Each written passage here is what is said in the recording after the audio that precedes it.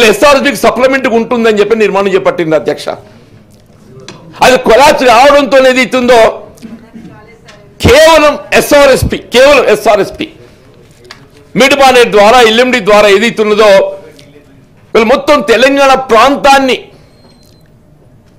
సాగుమయం చేసే విధంగా రాష్ట్ర ప్రభుత్వం ఏదైతుందో చర్యలు చేపడుతున్న విషయం వాస్తవం కాదు అధ్యక్ష. నేనే ఇంకో విషయం చెప్తున్నా అధ్యక్ష, నేను ఇంకో విషయం చెప్తున్నా అధ్యక్ష, దయచేసి లెట్ దెమ్ నాట్ అధ్యక్ష. ఇంకో చారి గారు, మీరు అపోజిషన్ లీడర్, వారి మాటల మీరు ఎట్లా అవకాశం వస్తుందో మీరు మాట్లాడండి.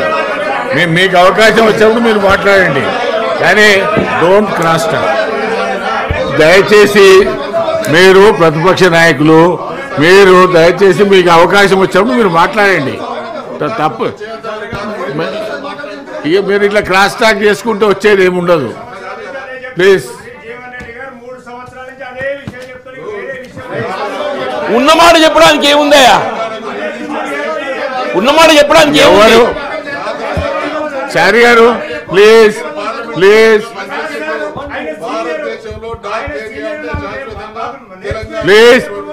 మధు గారు ప్లీజ్ కూర్చోండి. అది మాట్లాడుతున్నా, మీ నాయకుడు మాట్లాడుతున్నప్పుడు కూర్చోకపోతే ఎట్లా అధ్యక్ష? ఇంకొక చిన్న విషయం సార్, ఇప్పుడు మసూదాచారి గారు, మీరు ఏదైనా ఉన్నా మీరు మాట్లాడేటప్పుడు మాట్లాడండి, ఇబ్బంది లేదు.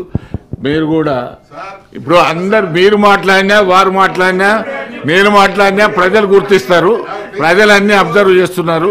కాబట్టి అదే చెప్తున్నాను నేను.